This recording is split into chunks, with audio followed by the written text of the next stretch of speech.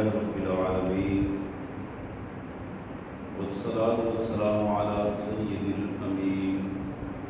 أما بعد أعوذ بالله السميع العليم من الشيطان الرجيم بسم الله الرحمن الرحيم يا أيها الذين آمنوا كونوا قوامين لله شهداء بالقسط ولا يجرمنكم شنآن قوم على ألا تعدلوا اعدلوا هو أقرب للتقوى واتقوا الله إن الله خبير بما تعملون وعد الله الذين آمنوا وعملوا الصالحات لهم مغفرة وأجر عظيم والذين كفروا وكذبوا بآياتنا أولئك أصحاب الجحيم آمنت بالله صدق الله العظيم اللهم صل على محمد وعلى آل محمد وبارك وسلم اللهم صل على جميع الأنبياء والمرسلين وعلى الملائكة المقربين وعلى سائر الصحابة والتابعين وعلى عباد الله الصالحين. اللہ کے پاک کلام قرآن مجید میں یہ چھٹا پارہ ہے اور سورہ مائدہ کی آیت نمبر 8 سے لے کر 11 تک آیات میں وہ تلاوت کی ہے میں نے، اور یہی آیات آج ہمارے زیر مطالعہ آیات ہیں. سب سے پہلے ان مبارک آیات کا سادہ سا ترجمہ اور مفہوم، اور پھر انشاءاللہ اس کے پس منظر میں شہادت کا جو بنیادی تصور ہے اور اس کا عملی نمونہ جو ہے اس کے حوالے سے بات ہوگی. اللہ سے دعا ہے کہ اللہ تبارک و تعالیٰ اپنے پاک کلام کو سمجھنے اور اس پر عمل کی توفیق عطا فرمائے. اللہ کے مبارک نام سے بڑا مہربان، بہت زیادہ رحم کرنے والا ہے. اے ایمان والو، کونو ہو جاؤ قوامین، پوری طاقت سے کھڑے ہونے والے، للہ، اللہ کے لیے، اللہ کے لیے پوری قوت اور طاقت سے کھڑے ہونے والے بن جاؤ. پوری قوت اور طاقت لگا کے اپنے قوم، مضبوطی سے اپنے قوم پر کھڑے ہو جاؤ. شہداء بالقسط، اور یہ تمہارا مقصد اللہ کے دین کے غلبے کی گواہی دینے کے لیے تم اپنے پورے قد اور پورے نظریے کے ساتھ کھڑے ہو جاؤ. شہداء، گواہ بن جاؤ، بالقسط، انصاف کے غلبے کے لیے، اللہ کے دین کے غالب ہونے کے لیے یہ کام کرو. وَلَا يَجْرِمَنَّكُمْ شَنَآنُ قَوْمٍ عَلَىٰ أَلَّا تَعْدِلُوا، تمہیں کسی قوم کی ذاتی دشمنی اس بات پر مجبور نہ کرے کہ تم ذاتی دشمنی کی وجہ سے ان کے ساتھ عدل و انصاف کا رویہ اختیار نہ ہو سکے. کسی سے ذاتی دشمنی عدل و انصاف سے تمہیں پھیر نہ دے. اعدلوا، تمہارے لیے ایمان والوں، تمہارے لیے حکم یہ ہے، ہر حالت میں، ہر جگہ پر، ہر دور میں انصاف کا دامن پکڑے رکھو. انصاف سے کبھی بھی اپنے آپ کو ادھر ادھر نہ کرنا. ہوا اقرب للتقوی، انصاف کو قائم کرنا اور اس کو غالب کر دینا بنیادی طور پر یہی تقوی کی قربت کا بہترین نمونہ. واتقوا اللہ، اور اللہ سے ڈرتے رہو. انصاف کا ماحول قائم کرو. شہادت دینے کے لیے پوری قوت کے ساتھ کھڑے ہو جاؤ، لیکن اپنے مالک سے اپنا تعلق تقویٰ کا تعلق رکھو، اللہ سے ڈرتے رہو۔ ان اللہ خبیر بما تعملون۔ اور یہ بات بھی تمہارے ذہن میں رہنی چاہیے کہ جو کچھ تم کر رہے ہو اللہ بڑی باریک بینی سے اسے دیکھ رہا ہے۔ خبیر بڑی باریک بینی سے دیکھ رہا ہے، خبر رکھتا ہے۔ وعد اللہ الذین آمنوا وعملوا الصالحات، تم میں سے جن لوگوں نے ایمان کا سچا دعویٰ کیا اور اس کے مطابق اپنی زندگی کو ڈھال لیا، ان سے اللہ کا پکا اور سچا وعدہ ہے کہ لہم مغفرہ، اللہ ان کو معاف کر دے گا۔ ان کی غلطیوں کو جو وہ اپنے اللہ کے حضور غلطیوں کو پیش کر کے معافی مانگیں گے، اللہ تعالیٰ ان کو معاف کر دے گا۔ اور صرف غلطیاں معاف ہی نہیں کرے گا، وہ اجر عظیم اور بہت بڑے اجر اور انعامات سے بھی نوازے گا۔ غلطیاں بھی معاف کر دے گا، مرتبے اور انعامات بھی عطا کرے گا۔ والذین کفروا وکذبوا بآیاتنا، اور اس کے مقابلے میں وہ لوگ جنہوں نے اللہ کے احکامات کو نہیں مانا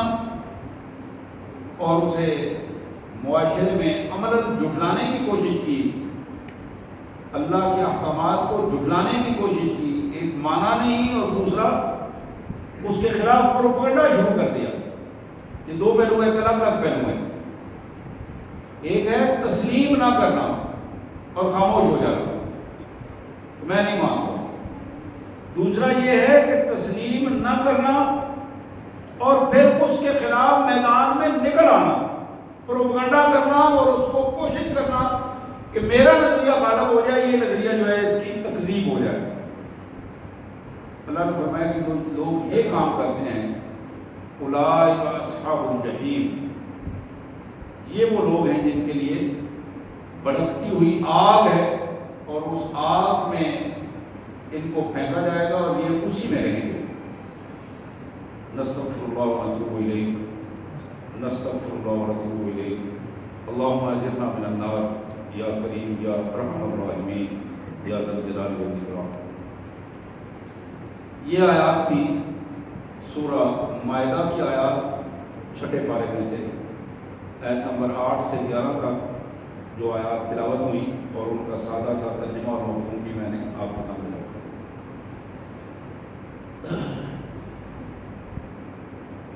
ماہ ذی الحج اپنی آخری لمحات میں ہے، اور اس مبارک ذی الحج میں کے مہینے میں جہاں ہمارے سامنے حج کی کیفیت موجود ہے، قربانی کی عملی کیفیت موجود ہے، ایام تشریق اور ایام حج جن کا ایک ایک لمحہ اجر عظیم کا باعث ہے، وہی ذی الحج ہمیں یاد دلاتا ہے کہ امت مسلمہ جب اپنی ذمہ داریوں کو بھول جاتی ہے، سستی کا شکار ہوتی ہے، میدان عمل کو خالی چھوڑ دیتی ہے، تو پھر نتیجہ یہ نکلتا ہے کہ اس کی جگہ اللہ کے نافرمان بندے لے لیتے ہیں۔ اللہ کے نافرمان بندے پھر اس جگہ کو قابو کر لیتے ہیں، اور پھر وہ اپنی نافرمانیوں کا جال بننا شروع کر دیتے ہیں۔ اور یہ بڑی مشہور مثال ہے، حدیث کے بھی یہ الفاظ ہیں کہ خالی ذہن شیطان کا گھر ہوتا ہے۔ اسی طرح جو خالی میدان چھوڑ دیا جاتا ہے، وہ خالی میدان وہ بھی شیطان کا قبضہ کروانے کے لیے جگہ کو چھوڑا جاتا ہے، اور نتیجہ یہ نکلتا ہے کہ شیطانی قوتیں اپنا عمل دخل میں مضبوط کر دیتی ہیں۔ ہر دور میں امت مسلمہ کے ساتھ یہی ہوا کہ جب امت کے ذمہ داران نے اپنے رویے کو نرم رکھا اور رویے کو نرم رکھتے ہوئے انتظامات اور انتظامی امور کی کیفیات کو سختی کے ساتھ قانونی شکل نہیں دی، تو نتیجہ یہ نکلا کہ امت کی اس ہلکی سی سخت کمزوری کو یہود نے، نصارہ نے، ہنود نے، دشمنان اسلام نے پوری کوشش کی کہ اس خالی جگہ کو قابو کیا جائے اور امت کے اوپر مسلط ہو جایا جائے۔ یہ وہ کیفیات ہیں جن میں آج امت مسلمہ بدترین انداز میں جھگڑی ہوئی ہے، لیکن اس کا آغاز محمد رسول اللہ صلی اللہ علیہ وسلم کے دور مبارک سے ہوا۔ دو بھائی اپنے گھر میں بیٹھے ہیں، یہودی اور نصر، آپس میں وہ گفتگو کر رہے ہیں۔ ایک کی بیٹی اور دوسرے کی بھتیجی وہ ساری گفتگو سن رہی ہے، اور پھر اتفاق یہ ہے کہ وہ بچی ایک وقت کو آیا کہ نبی رحمت صلی اللہ علیہ وآلہ وسلم کے گھر میں حرم نبی کی صورت میں آئی، اور پھر وہ سارا واقعہ اس نے بیان کیا۔ ایک دن دونوں بھائیوں نے آپس میں مشورہ کیا۔ چھوٹے نے کہا، بھائی سنا ہے تم نے مدینہ میں، یثرب میں، ہمارے شہر میں ایک بندہ آیا ہے، وہ اپنے آپ کو نبی کہتا ہے، اور میرا خیال ہے کہ یہ وہی ہے جس کا ہم انتظار کر رہے ہیں۔ قرآن مجید کہتا ہے کہ یہودی اشارہ کر کر کے کہا کرتے تھے کہ وہ نبی آئے گا اور اس نبی کے ساتھ مل کر ہم اللہ کے دشمنوں کے خلاف جہاد کریں گے۔ یہ الفاظ قرآن پاک پڑھتے ہیں، یہودیوں کا یہ دعویٰ تھا۔ اس دعوے کے پس منظر میں چھوٹے بھائی نے بڑے بھائی کو یہ بات بتائی کہ وہ نبی آ گیا ہے، تو لوگ اس نبی کے قریب آ گئے ہیں اور بہت سارے لوگوں نے اس کی بات مان لی ہے۔ ایسا نہ ہو کہ ہم رہ جائیں اور پیچھے رہ جائیں اور پچھلی صفحے میں ہمیں بیٹھنا پڑے، کیونکہ قبائلی سردار تھے، وہ اپنی جگہ پر یہودی قبائل کے سرداروں میں شمار ہوتا تھا ان کا۔ تو بڑے بھائی نے کہا کہ اچھا تم جاؤ، آج تحقیق کر کے تو کل مجھے بتانا۔ اگلے دن پھر دونوں بھائی بیٹھے، اس نے کہا کہ میں نے پوری طرح چیک کیا ہے، میری معلومات اور میرے تجربے کے مطابق یہ وہی نبی ہیں جو جس کا ہم انتظار کر رہے ہیں، اور سچے نبی ہیں۔ تو بھائی آؤ چلیں۔ تو بھائی نے کہا نہیں نہیں نہیں، یہ مجھے یقین ہو گیا ہے کہ بندہ وہی ہے، نبی وہی ہے اور سچا ہے، تم نے جو بات بتائی ہے درست بتائی ہے، لیکن ہم اس کی بات مانیں گے نہیں، اس کے ساتھ چلیں گے نہیں۔ کیوں؟ اس لیے کہ یہ ہمارے قبیلے یہود میں سے نہیں ہے، اس لیے ہم اس کے ساتھ نہیں چلیں گے۔ یہ وہ بنیاد تھی جس کا میں تذکرہ کر رہا تھا کہ یہودیوں کے اندر اس دور میں اپنے ذہنوں میں یہ بات موجود تھی کہ جو یہود سے باہر اگر کوئی قبیلے کا کسی کا فرد یہ کہے کہ میں نبی ہوں اور وہ سچا بھی ہو، علامات بھی ساری بتا رہی ہوں، شواہد سارے موجود ہوں اس کی سچائی پر، اس کے باوجود ہم اس کا انکار کریں گے، اس کے ساتھ نہیں چلیں گے، اس لیے کہ وہ یہودی قبیلے میں سے نہیں ہے۔ یہ وہ بنیاد تھی جس کی بنیاد پر اس دور سے لے کر آج تک یہودیوں کا نقطہ نظر یہ ہے کہ ہم اس کائنات میں سب سے افضل ہیں، ہم نبیوں کی اولاد ہیں، نحن ابناء اللہ و احبہ، ہم نعوذ باللہ اللہ کے بیٹوں کی اولاد ہیں اور ہم ان کے محبوب بندوں میں سے ہیں، اور اس طرح کے مختلف دعویٰ جات جو غلط انداز میں کرتے رہتے تھے۔ اسی کی بنیاد پر ہر دور میں ان کی کوشش رہی ہے کہ اللہ کی مخلوق کو جکڑا جائے اور کسی نہ کسی انداز میں اس کیفیت میں ان کو قابو کیا جائے کہ ان پر مسلط رہا جائے اور اپنی بات ان کے سامنے منوائی جائے۔ نبی رحمت صلی اللہ علیہ وسلم کے دور میں ایک دفعہ نہیں کئی دفعہ اس کا اظہار ہوا، آپ کو نعوذ باللہ قتل کرنے کی کوشش کی گئی تھی، اور بڑا مشہور واقعہ ہے، حدیث مبارک میں سیاستہ میں آتا ہے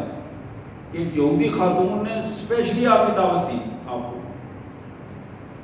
کھانے کی دعوت دی، اور آپ کا جو پسندیدہ بکرے کا وہ حصہ جس کو اپنا دستی آپ پسند فرماتے تھے اس کو اس نے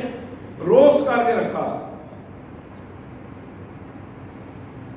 اور پھر بعد میں اندازہ ہوا، پتہ چلا اس نے اس وقت کی بدترین زہر میں اس گوشت کو بجھایا تھا کہ ایک دو نوالے کھاتے ہی یہ بندہ اس دنیا سے چلا جائے۔ اب اس کیفیت میں اللہ کے رسول صلی اللہ علیہ وسلم کے ساتھ صحابی تھے، انہوں نے بھی دو چار نوالے کھائے، حضور صلی اللہ علیہ وسلم کو اللہ تعالیٰ نے اس بات کا علم دیا، بتا دیا کہ یہ گوشت زہریلا ہے، لیکن ایک دو نوالے آپ لگا چکے تھے۔ کبھی کبھی آپ اس کا اظہار بھی فرمایا کرتے تھے کہ وہ زہریلا گوشت جو میں نے کھایا تھا اس کے اثرات ابھی تک میرے جسم میں اس کیفیت میں موجود ہیں۔ اسی طرح ایک بڑے جرگے اور میٹنگ میں بھی آپ کو بلایا گیا، یہ تاریخ کا حصہ ہے،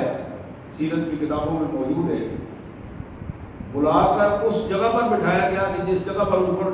خیال ان کا یہ تھا کہ ہم اندازہ یہ تھا کہ یہاں بٹھائیں، رسول اللہ علیہ وسلم کو بٹھائیں گے، اوپر سے چٹان کہیں گے گر گئی ہے اور وہ نیچے گرے گی اور اس کے ساتھ ہی ختم ہو جائے گا، لیکن کیونکہ حکم تو مالک کا چلتا ہے، ان الامر کلہ للہ، ہر چیز پر ہر وقت ہر کیفیت میں حکم اللہ کا چلتا ہے، تو کائنات کے مالک نے اپنے نبی کو محفوظ رکھا، لیکن ان کی تصبر کی کیفیات جاری رہی۔ ابوبکر صدیق رضی اللہ تعالیٰ کے دور میں بھی یہ سلسلہ رہا، فاروق اعظم رضی اللہ تعالیٰ کے دور میں بھی رہا، لیکن ظاہری طور پر کسی بھی معاملے میں وہ گرفت نہ کر سکے، اتنی بڑی گرفت ان کی نہیں ہو سکی کہ امت مسلمہ کو قابو کر سکے۔ اندر ہی اندر ایک تحریک تھی جو چل رہی تھی، اور وہ سبائی تحریک، عبداللہ بن سبا نام کا شخص جو ظاہراً مسلمان تھا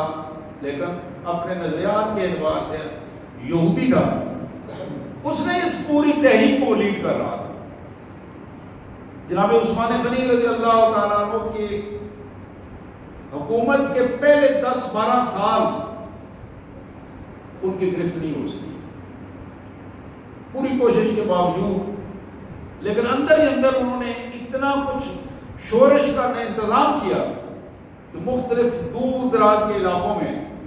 مختلف لوگوں کو ذہن مسموم کر دیا، زہریلا ذہن بنا دیے، اور پھر ایک وقت کو آیا 40 ہجری غالباً، جناب عثمان غنی رضی اللہ تعالی عنہ مدینہ طیبہ میں اپنے شہر میں اپنے دارالخلافہ میں موجود تھے، اور پھر آپ کے اس پورے گھر کو گھیر دیا گیا، اور یہ وہ دن تھے جو ذیقعد کے آخری دن تھے، اور پورا امت مسلمہ پوری کی پوری مجموعی طور پر مدینہ طیبہ سے اور ارد گرد کے سارے علاقوں سے حج کے لیے لوگ مکہ مکرمہ میں موجود تھے۔ نبی محترم صلی اللہ علیہ وآلہ وسلم کا ارشاد بخاری میں موجود ہے، حضور صلی اللہ علیہ وسلم نے فرمایا لِكُلِّ نَبِيٍّ رَفِيقٌ رفیقی فی الجنت عثمان، ہر نبی کا اللہ تعالیٰ نے ایک رفیق بنایا ہے، دلی جگری دوست، دلی دوست،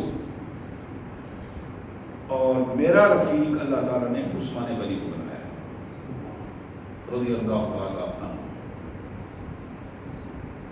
نبی رحمت صلی اللہ علیہ وسلم کی صاحبزادی، ان کا نکاح حضرت عثمان سے ہوا رضی اللہ تعالیٰ عنہ۔ غزوہ بدر کے موقع پر یہ بیمار تھی، بلاخر فوت ہو گئی، اور اسی وجہ سے حضرت عثمان غزوہ بدر میں شامل نہ ہو سکے۔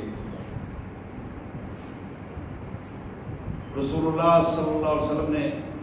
تسلی دیتے ہوئے کہا کہ عثمان، تم اپنے اہل خانہ کے پاس رہو، ان کی عادت کرو، میرے اللہ نے مجھے بتایا ہے کہ اللہ تعالیٰ تمہیں دوہرا اجر عطا کریں گے، اللہ تعالیٰ تمہیں دوہرا اجر عطا کریں گے۔ ایک مجاہد کا اجر، وہ نیت جو تم نے کی ہے جہاد کی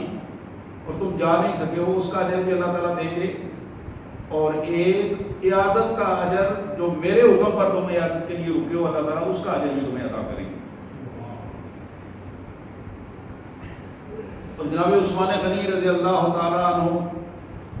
کی اہلیہ محترمہ سید کائنات کی صاحبزادی سلام اللہ علیہ جب فوت ہوئی تو نبی رحمت صلی اللہ علیہ وسلم نے دوسری صاحبزادی کا نکاح ان کے ساتھ کیا، اور حدیث میں یہ الفاظ ہیں، خدا کی قسم اللہ نے عثمان کا وہ سٹیٹس بنایا ہے، وہ مرتبہ عطا کیا ہے کہ میری اگر 100 بیٹیاں بھی ہوتی اور مجھے باری باری عثمان کے نکاح میں دینا پڑتی تو میں 100 بیٹیوں کا نکاح بھی عثمان کے ساتھ کر دیتا۔ یہ معمولی الفاظ نہیں ہیں جو رسول اللہ صلی اللہ علیہ وسلم نے ارشاد فرمائے۔ پھر جناب عثمان غنی رضی اللہ تعالی عنہ، وہ عظیم شخصیت، بارہا اللہ کے رسول صلی اللہ علیہ وسلم نے جب کبھی بھی دین اسلام کے لیے دعوت دی، مدد کرنے کے لیے، چندے کے لیے، افرادی قوت کے لیے، وسائل کے لیے، تو تاریخ میں تجزیہ کرنے کے بعد پوری طرح معلوم ہوتا ہے کہ ہر دور میں حضور صلی اللہ علیہ وسلم کے ہر دعوت پر سب سے زیادہ اور سب سے پوری صلاحیتوں کے ساتھ جس شخص نے اپنے آپ کو نچھاور کیا، اس کا نام حضرت عثمان غنی رضی اللہ تعالیٰ۔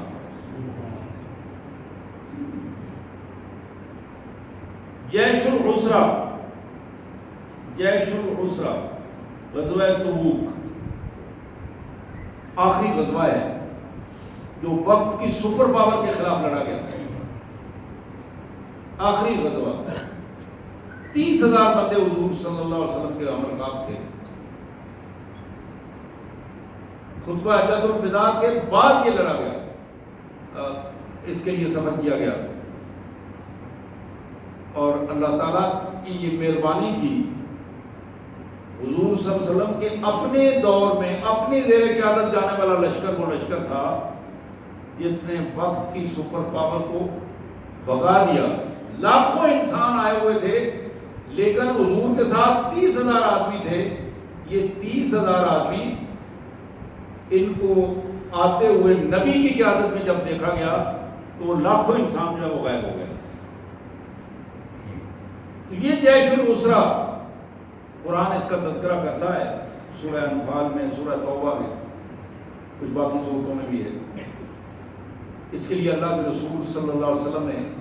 جب اپنے صحابہ کو اکٹھا کیا تو انہیں بتایا کہ جہاد کے لیے نکلنا ہے، تیاری کرو۔ اور یہ وقت وہ تھا کہ جب سالانہ فصلیں تیار تھیں، اور ظاہر ہے وہاں سب سے زیادہ فصل جو اہم ترین فصل تھی وہ کھجور کی فصل تھی، اور وہ بالکل تیار تھی۔ ہفتہ 10 دن مہینہ یہی وہ ٹائم تھا، اور یہ آپ جانتے ہیں کہ فصلیں تیار ہوں تو ان کو دیکھ کر نکل جانا اور پھر لمبے سفر پہ نکل جانا، صرف سفر کا ٹائم جو ہے وہ 2 ماہ جانے کا ٹائم، اس سفر پہ نکل جانا، یہ سوائے ایمان کے اور کوئی چیز نہیں، صرف ایمان کی یہ قوت ہے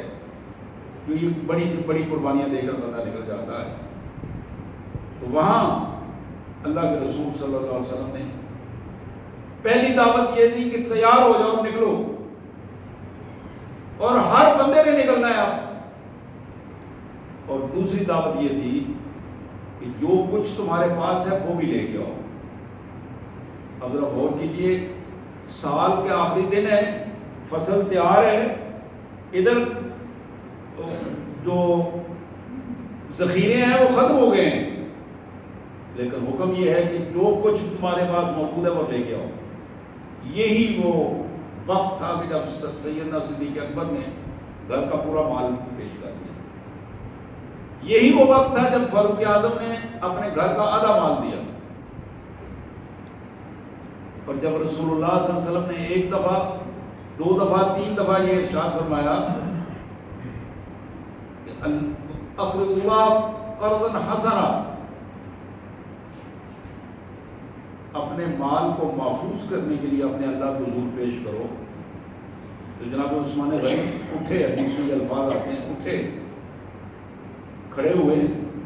اور عرض کیا اللہ کے رسول صلی اللہ علیہ وسلم 1000 سوار، اس کی سواری کا بندوبست میں کروں گا اور اس کے ویپن کا بندوبست میں کروں گا، ہتھیار بھی میں دوں گا، سواری بھی میں دوں گا، اور ان کے کھانے پینے کا بندوبست بھی میں کروں گا۔ اہلائہا و اقطابہا کے الفاظ آتے ہیں حدیث میں۔ پھر نبی رحمت صلی اللہ علیہ وسلم جب دوسری دفعہ پھر آپ نے کہا تو جناب عثمان پھر اٹھے، پھر 1000 کا اور مزید وعدہ کیا، اور پھر تیسری دفعہ جب اعلان ہوا پھر اٹھے۔ تو حدیث کے یہ الفاظ ہیں کہ اپنے یہاں سے آستین سے سونے کے سکے نکالے، آستینیں اس انداز میں یہاں ہوتی تھی، سکے نکالے اور اس طرح سونے کے سکے اپنے ہاتھ ہر کے دونوں رسول اللہ صلی اللہ علیہ وسلم کی خدمت عالیہ میں پیش کیے۔ اور حدیث میں یہ الفاظ ہیں کہ آپ ان سونے کے سکوں کو کس طرح اچھال رہے تھے، چہرہ مبارک خوشی سے چمک رہا تھا، اور یہ الفاظ تھے کہ عثمان آج تم نے کمال کر دیے، کمال کر دیا تم نے، آج کے بعد اللہ تبارک و تعالیٰ کے ہاں یہ لکھ دیا گیا ہے کہ عثمان کا کوئی گناہ آج کے بعد بھی اسے نقصان نہیں دے گا۔ اللہ تعالیٰ نے آنے والے گناہوں کو بھی معاف کر دیا۔ تو یہ وہ عظیم ہستی، عظیم شخصیت جن کے حوالے سے ہم بات کر رہے تھے، اسی کیفیت میں جناب عثمان غنی رضی اللہ تعالیٰ عنہ کے گھر کو گھیر دیا گیا۔ اور یہ گھیرنے والے کون لوگ تھے؟ وہی جو میں نے پہلے کہا، سبائی تحریک کے وہ لوگ جنہوں نے لوگوں کو گمراہ کیا تھا، ذہن سازی کی تھی، مختلف الزامات لگائے تھے، اور ان الزامات کے پس منظر میں ایک شورش برپا ہوئی، اور اس شورش کی بنیاد پر مدینہ منورہ کے اس پہلے وہ لوگ آئے اور گھروں میں رہے، اور بالآخر ایک پورے جلوس کی صورت میں انہوں نے جناب عثمان غنی خلیفۃ المسلمین کا گھر جو ہے اسے چاروں طرف سے گھیر لیا، اور کوئی چیز اندر باہر آنے نہیں دی۔ مجموعی طور پر کچھ 40 دن بنتے ہیں، آپ کے گھر میں کھانے پینے کا سامان اور پانی بالخصوص نہیں جانے دیا گیا۔ اور یہ کوئی تھوڑا عرصہ نہیں ہے، 40 دن کسی فیملی کو پانی سے محروم کر دیا جائے اور کھانے پینے کی اشیاء سے محروم کر دیا جائے، بالآخر حضرت عثمان غنی رضی اللہ تعالیٰ عنہ کو صحابہ نے عرض کیا، حضرت جناب علی کرم اللہ وجہ نے عرض کی، باقی صحابہ کرام بھی، کہ اگر آپ اجازت دیں تو یہ چند ہزار لوگ ہیں، ہم ابھی اپنی فوج منگواتے ہیں اور ان سب کے سب کو یہاں سے بھگا دیتے ہیں اور کوئی بھی یہاں نہیں رہے گا۔ جناب عثمان غنی نے فرمایا یہ حرم مدینہ ہے، جس طرح حرم مکہ ہے یہ حرم مدینہ ہے، میں نہیں چاہتا کہ اللہ کے رسول صلی اللہ علیہ وسلم کے اس مبارک شہر میں قتل و غارت اور کسی کا خون بہے اور میری وجہ سے بہے۔ میرے پیارے آقا صلی اللہ علیہ وسلم نے مجھے اس وقت وہ حدیث سنائی جب آپ پہاڑ پہ کھڑے تھے اور مدینہ منورہ کا وہ پہاڑ متزلزل ہوا، تو آپ نے فرمایا رک جاؤ، تمہیں نہیں معلوم کہ تمہارے اوپر ایک اللہ کا نبی، ایک صدیق اور 2 شہید ہیں۔ یہ سیاستہ کی روایت ہے، ایک اللہ کا نبی، ایک صدیق اور 2 شہید ہیں۔ یہ اللہ کے رسول موجود تھے، سیدنا صدیق اکبر موجود تھے، جناب فاروق اعظم اور جناب عثمان غنی۔ کہنے لگے کہ مجھے اس دن سے یہ یقین ہو گیا تھا کہ میری شہادت ہوگی۔ اور پھر ایک اور حدیث سنائی، اللہ کے رسول صلی اللہ علیہ وسلم نے فرمایا کہ عثمان، اللہ تعالیٰ تمہیں عزت کی ایک پوشاک پہنائے گا، خلعت پہنائے گا، جو خلافت کی صورت میں اللہ تعالیٰ تمہیں عطا کرے گا۔ لوگ تمہاری اس لباس کو، اس خلعت کو، اس خلافت کی عزت کو تار کرنے کی کوشش کریں گے اور اس اتارنے کی کوشش کریں گے۔ تو میری ہدایت تمہیں یہ ہے کہ تم اس کو نہ اتارنا۔ اللہ نے جو تمہیں وہ سعادت دی ہے، وہ سعادت کو اپنے ہاتھ سے تم نہ اتارنا۔ تو فرمانے لگے کہ مجھے بھی یہ بھی اللہ کے رسول صلی اللہ علیہ وسلم کی ایک بشارت ہے۔ جب حالات زیادہ سخت ہو گئے تو جناب علی کرم اللہ وجہ نے اپنے دونوں بیٹوں کو مین گیٹ پر سیکورٹی کے لیے کھڑا کر دیا، حضرت حسن اور حضرت حسین۔